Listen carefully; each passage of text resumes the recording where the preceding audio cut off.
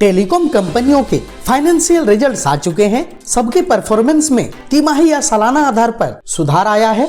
भारतीय telecom sector का outlook बेहतर नजर आ रहा है। कंपनी हालिया ऑक्शन 4G स्पेक्ट्रम हासिल करने की होड़ में जुट गई है। विस्तार के लिए कुछ ने फंड जुटा लिए हैं तो कुछ तैयारी में है। आइए देखते हैं कि इनका वर्तमान कैसा है और भविष्य में किन बातों से मदद मिल सकती है। भारतीय टेलीकॉम कंपनियों में से सबसे ज्यादा वैल्यूएबल सब्सक्राइबर भारतीय एयरटेल के हैं। भारतीय एयरटेल हर सब्सक्राइबर से 166 रुपये कमाती है और यह आंकड़ा दिसंबर क्वार्टर का है। इस मामले में दूसरे नंबर पर रिलायंस जियो और तीसरे नंबर पर वोडाफोन आइडिया है। दिसंबर क्वार्टर में जियो को हर सब्सक्राइबर से 151 रुपये जबकि वोडाफोन आइडिया को 121 रुपये की कमाई होती है। इसी ARPU यानी कि एवरेज रेवेन्यू पर यूजर से पता चलता है कि टेलीकॉम कंपनियों में कौन ज्यादा प्रॉफिटेबल है। 2020 के दिसंबर क्वार्टर के नतीजे बताते हैं कि एयरटेल का ARPU तिमाही दर तिमाही 4 रुपये यानी 2.5% बढ़कर 166 रुपये रहा। जहां तक जियो की बात है तो उसका ARPU दिसंबर क्वार्टर में तिमाही आधार पर लगभग 4.25% बढ़ा। सब्सक्राइबर के हिसाब से देश की सबसे बड़ी टेलीकॉम कंपनी ने 151 रुपए का ARPU कमाया जबकि बाजार ने 148 से 150 रुपये की उम्मीद लगाई थी। वोडाफोन आइडिया का ARPU दिसंबर क्वार्टर में 121 रुपये रहा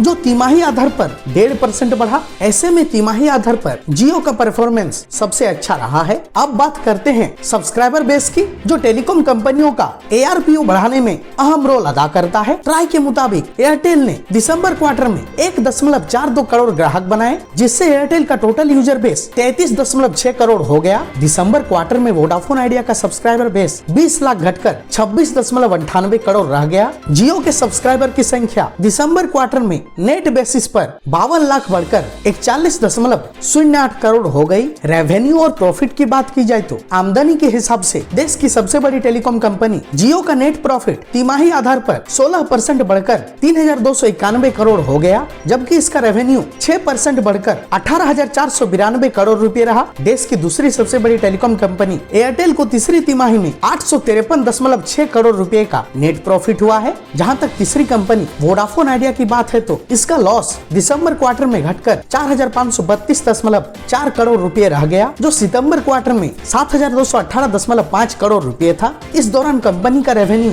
10,849.1 करोड़ रुपए रहा जो पिछली तिमाही में 10,791.2 करोड़ रुपए था। दिसंबर क्वार्टर में वोडाफोन आइडिया ने कुछ बेहतर परफॉर्मेंस दिया जिसका बड़ा कारण है 4G सब्सक्राइबर्स की संख्या में हुई बढ़ोतरी। अब आइए हम बात करते हैं कि भारत के तीनों ही टेलीकॉम कंपनियों की फ्यूचर प्लानिंग क्या है। वोडाफोन आइडिया की फ्यूचर प्लानिंग की बात की जाए तो कंपनी के MD और CEO रविंद्र टक्कर का कहना है कि कंपनी संभावित निवेशकों से बातचीत कर रही है। कंपनी 25,000 करोड़ रुपए जुटाएगी जिसको AGR बकाये चुकाने और 4G नेटवर्क का विस्तार करने पर खर्च किया जाएगा। बता दें कि जियो पिछले 1.5 साल में 15.2 अरब डॉलर की रकम जुटा चुकी है और कंपनी को अभी एडिशनल फंड की जरूरत नहीं है। एयरटेल अपने कारोबार को विस्तार देने के लिए पिछले 2 साल में लगभग 8 अरब डॉलर जुटा चुकी है। मीडिया में आई हालिया खबरों के मुताबिक एयरटेल परपेचुअल बॉन्ड के जरिए 1 अरब डॉलर जुटाने जा रही है। जहां तक AGR की बात की जाए तो एयरटेल पर लगभग 26,000 करोड़ रुपए जबकि वोडाफोन आइडिया पर लगभग 50,400 करोड़ रुपए का बकाया है। कुल मिलाकर बात की जाए तो भारतीय टेलीकॉम सेक्टर की हेल्थ में धीरे धीरे सुधार हो रही है।